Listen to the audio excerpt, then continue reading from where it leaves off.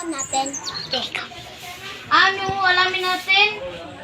Bumili ka na lang dun sa tindahan mo. Utang ka na lang. Ay, huwag niya na bibili. Utang ka na lang. Sige po, Nay. Go. Bumili na ng kardinas. Sige po, Tay. Go. Eh, pautang. Pautang si Mama. Ng homie. Bayaran nyo muna ang... Bayaran nyo muna yung utang nyo bago kayo umutang din. Wala pa kasing sweldo si Papa eh. Hay nako, hindi ko na kayo papautangin. Sige po. Mabuti naman. Go!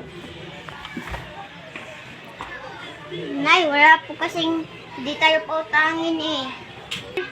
Go. Okay lang, anak. Anong okay? Wala nga kayong ulam dito. Ewan ko. Gutom na po ako, Nay. Ha, walang pera tayo. Yan kasing tatay mo. Palagi na inom ng inom. Palagi na nagbibisyo. Lumayas ka na dito. Lumayas ka dito sa bumayo ko. Ano ba? Minsan naman. Palagi naman tayo nag-aaway. Bullshit na tayo ba? Walang trabaho? Bullshit kasi yung tatay mo. Walang trabaho. Yung parang inom. Hala, nag-aaway ano sila. The best talaga ako. Wala ba yung tikpan dito? Eh, huwag ka na malikramo dyan. 15. Ay, anak.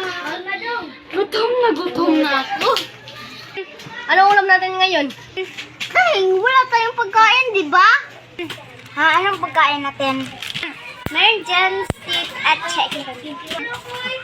Oh, sige ba? Thank you. Ay, ano kaya ang ulam namin?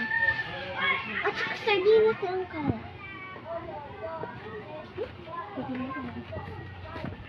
Ay, wala pala kami pera.